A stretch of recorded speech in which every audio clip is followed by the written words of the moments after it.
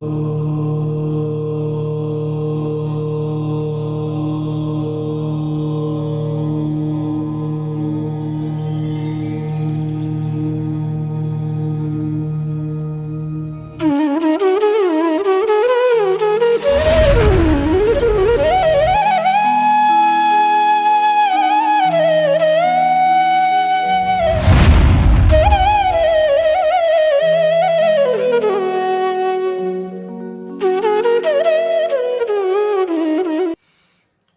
ह्रीं अरहं णमोजिनाणम। गाथा नंबर 2। प्रथम गाथा में आचार्य महाराज ने मंगलाचरण किया और मंगलाचरण करके कहा कि मैं जीवों की प्रूपणा करने वाले ग्रंथ का कथन करूंगा। अब जीवों की प्रूपणा किस प्रकार से होती है, अर्थात जीवों को समझने के क्या क्या तरीके हैं, उन्हें आचार्य महाराज यहाँ बतलाकर आगे के ग्रंथ की प्रस्तावना बनाएंगे। जैसे प्रमाण नयैरधिगमः, तो प्रमाण और नय से अधिगम होता है, ये जानकारी दे दी और आगे उनका विस्तार किया। जीव कांड द्रव्य संग्रह ग्रंथ में आचार्य महाराज ने कहा ओयोगो जीवो ओगमो अमुत्तिकत्ता सदेह परिमाणो आदि गाथा कर दी। फिर उसके बाद उसका विस्तार से कथन किया। सेम प्रोसेस में भगवान ने निचंद देव यहाँ पर एक आधार बनाएंगे कि हम इन विषयों पर आगे चर्चा करने वाले हैं। आइए देखते हैं। गुण जीवा पच्यति पाणाषण्णाय मग्गणा ओए ओगो ओगो बीयकंसो बीसम तु परुवणा भणिदा। एक एक शब्द देखें। गुण जीवा पज्जति पाणा षण्णा या मग्गणा ओए ओ ओगो बीयकंसो बीसंतु परुवणा भणिदा। अर्थ देखते हैं। गुण अर्थात गुण स्थान, जीवा अर्थात जीव स्थान या जीव समास। तीसरा पज्जति, पज्जति अर्थात पर्याप्ति। पाणा अर्थात प्राण। षण्णा अर्थात संज्ञा, या मतलब और क्या, तो और मग्गणाओ अर्थात मार्गणा, मार्गणाएं। ठीक है। फिर ओ ओगो अर्थात उपयोग। फिर वी मतलब भी, या मतलब और, कमशो अर्थात क्रमशः, बीशंतु परूपणा भणिया। इस प्रकार ये 20 प्रकार की प्रूपणा कही गई। 20 प्रकार की कैसे हुई, तो गुण स्थान, जीव स्थान या जीव समास, पर्याप्ति, प्राण, संज्ञा, उपयोग, ये टोटल हुए 6 और 14 प्रकार की मार्गणा। तो टोटल मिलाकर कितने हुए, टोटल मिलाकर हुए 20। इनको बोलते हैं 20 प्रूपणा। इन 20 प्रूपणाओं के आधार पर, प्रूपणा मतलब मान सकते हैं हम चैप्टर, प्रूपणा मतलब मान सकते हैं हम क्लासिफिकेशन। तो इसके इन 20 क्लासिफिकेशन पर, इन 20 चैप्टरों में ही आचार्य महाराज पूरे ग्रंथ का कथन करेंगे।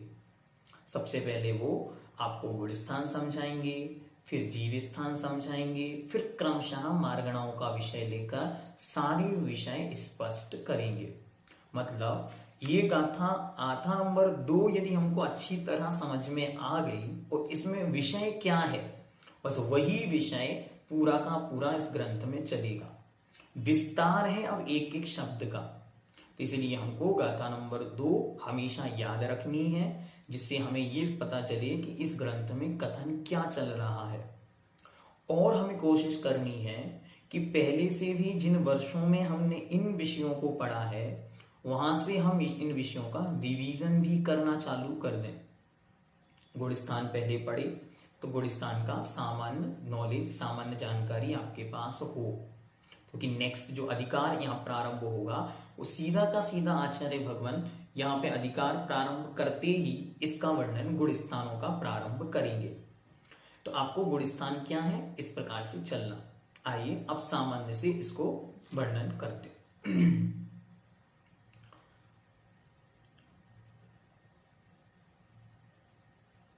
अब पूछा प्रश्न है कि प्रूपणा किसे कहते हैं, तो कहते हैं इन्हीं के द्वारा अथवा इन विषयों का आश्रय लेकर इस ग्रंथ में जीव द्रव्य का प्रूपण किया जाएगा। ये विशेष बात ध्यान रखनी है कि जो भी ग्रंथ आपके सामने रखा गया तो आपको ये ध्यान होना चाहिए कि किस अनुयोग का ग्रंथ है।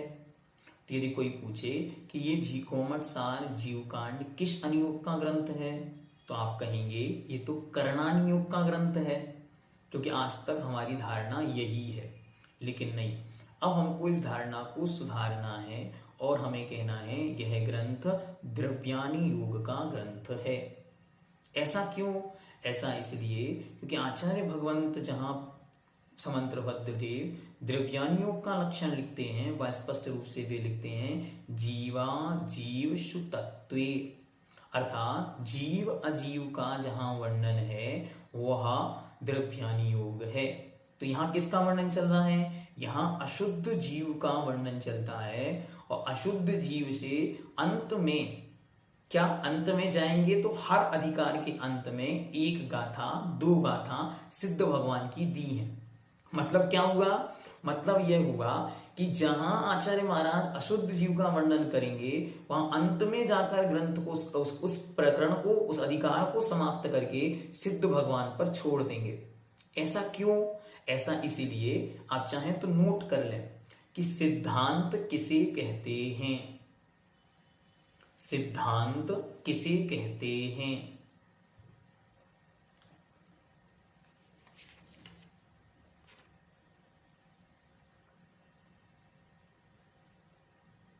सिद्धा अस्ति यस्मिन् अन्ते स सिद्धांतः। मतलब क्या हुआ? जिसके अंत में सिद्ध हैं उसे सिद्धांत कहते हैं। जिसके अंत में सिद्ध हैं उसे सिद्धांत कहते हैं। मतलब ऐसे देखें, हम गुणस्थान पढ़ेंगे तो गुणस्थान शुरू कहां होगा? मिथ्यात्व से, और समाप्त कहां होगा? सिद्धों पर। अयोग केवली, उसके बाद बनेंगे सिद्ध। हम शुरू करेंगे जीव समास, तो जीव समास जब पूरे हो जाएंगे तो जो जीव समासों में आ गए वो ठीक। अब जो जीव समासों में भी नहीं आए वो कौन है? वो सिद्ध जीव। तो अंत में आएंगे सिद्ध। फिर हम चर्चा करेंगे पर्याप्ति की, तो पर्याप्तियां, अपर्याप्तियां, लब्धि पर्याप्तिक, निर्वृत्ति पर्याप्तक, और इनके बाद जो जीव बचेंगे वो बनेंगे सिद्ध। फिर हम चर्चा करेंगे प्राणों की, तो प्राणों में हम एक इंद्रिय से लेकर पंच इंद्रिय तक के सबके प्राण गिना देंगे।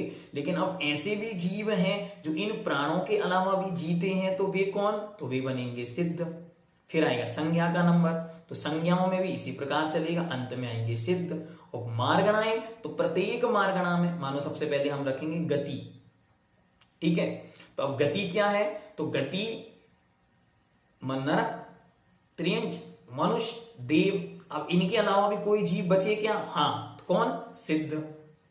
ऐसे ही जहां क्रम चलेगा तो जहां यस्मिन अंते सिद्धा अस्ति यस्मिन अंते सा सिद्धांत, तो जहां सबके अंत में सिद्ध विराजते हैं उसका नाम सिद्धांत है।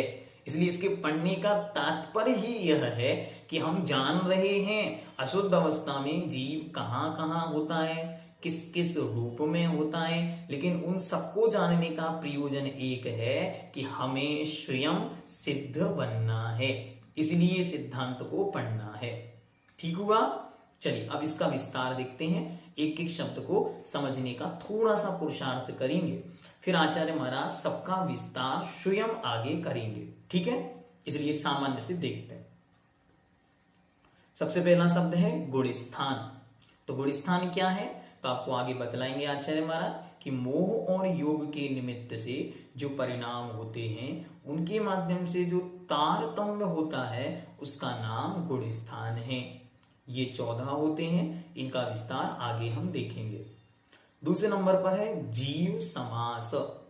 तो जीव जिन स्थानों से संगृहीत किए जाते हैं, ग्रहण किए जाते हैं, समझे जाते हैं, या जीवों का जहां संक्षेप किया जाता है उसका नाम है जीव समास।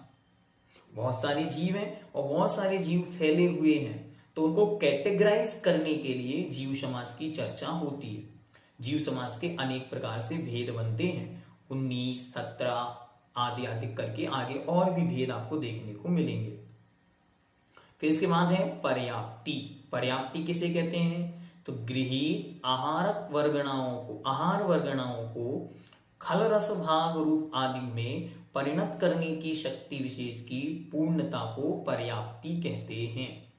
पूर्व में भी हमने द्रव्य संग्रह का अध्ययन किया था, तब पर्याप्तियों को विशेष रूप से समझा था, उसकी वीडियो भी आपको डिस्क्रिप्शन में दे दी जाएगी। तो क्या समझना कि जब कोई जीव पुराने शरीर को छोड़कर नए शरीर की ओर जाता है, तब पुराने शरीर को छोड़कर नए शरीर में प्रविष्ट करते ही, तो नए स्थान में जहां उसे योनि स्थान प्राप्त करना है, उसके पहले ही वो अपने योग्य वर्गणाओं को, शक्तियों को ग्रहण करता है। उन शक्तियों का नाम पर्याप्ति है। अगला है प्राण। तो प्राण क्या है, जिसके नियोग से जीव जीता था, जीता है और आगे जिएगा, जिनके होने पर वह जीता है और जिसके अभाव में मर जाता है, उसका नाम प्राण है। फिर संज्ञा क्या है, संज्ञा का सामान्य अर्थ है आहार आदि की जो वांछा होती है, इच्छा होती है, चाहत होती है, उसका नाम संज्ञा है। और अगला कहते हैं मार्गणा। तो मार्गणा क्या है, मार्गणा शब्द का अर्थ होता है खोज।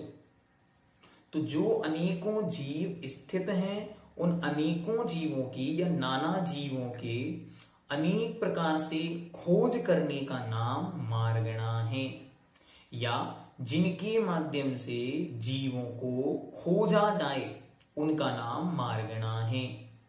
मानो हमने क्लासिफाई किया कि हमको सारे संसार के जीव डिवाइड करिए, तो हम कैसे करेंगे, तो हम कहेंगे गति के आधार पर 4 प्रकार के, मनुष्य, नारकी, देव, त्रियंच। इंद्रिय पर 5 प्रकार के, जाति पर 6 प्रकार के, ऐसे क्लासिफाई कर करके हम उनको समझते हैं। तो एक एक कषाय के आधार पर कौन सा जीव, तो जितनी भी प्रकार के जीव हैं उनको कैसे ढूंढना है, तो उन्हें इन आधारों पर ढूंढना है। उपयोग क्या है, उपयोग अर्थात आत्मा का अविनाभावी भाव, मतलब जो आत्मा के साथ या जीव के साथ सदा से था, सदा है और सदा रहेगा, ऐसी परिणति का नाम उपयोग है। उपयोग क्या है, उपयोग 2 प्रकार का, ज्ञान उपयोग और दर्शन उपयोग। ये क्या है, ये आत्मा का अविनाभावी परिणाम या अविनाभावी गुण है, जो आत्मा से कभी अलग नहीं होता। और इसे आचार्य उमा स्वामी देव तो कहते हैं उपयोगो लक्षणम, अर्थात उपयोग ही आत्मा का लक्षण है।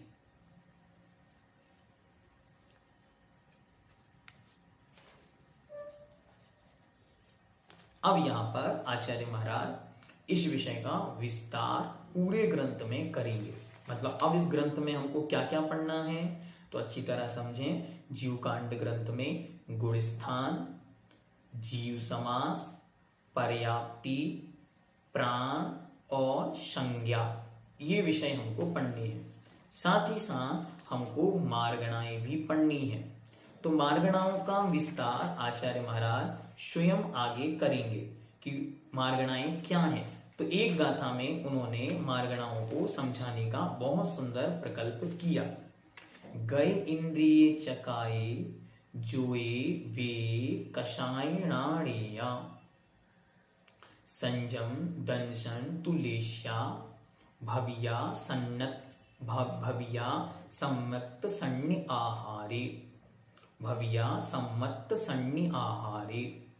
ठीक है, अब इन 14 को अच्छी तरह अपनी कॉपी में नोट डाउन कर लेंगे तो आपको जीवन पर्यंत के लिए वो विषय स्मरण में बना रहेगा। क्या क्या है वो, तो अच्छी तरह से एक एक क्रम से जानो। सबसे पहले क्या, गति, इंद्री, गई, इंद्रिय, चकाय, और गति, इंद्रिय, चकाय अर्थात काय। तो गति, इंद्रिय और काय। फिर गई, इंद्रिय, चकाय, जोगे अर्थात योग। गति, इंद्रिय और योग। फिर आगे क्या कहते हैं, गई, इंद्रिय, चकाय, जोग, योग। फिर ये देखो बोर्ड पर आपको लिखा हुआ दिख रहा है तो इसको भी देखते जाओ। गति, इंद्रिय, काय, योग। काय और लिखिए पहले, फिर योग।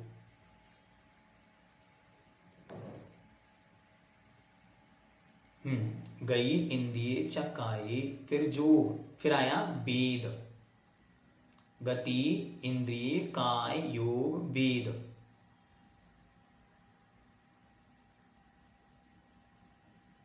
फिर आया णाण अर्थात ज्ञान।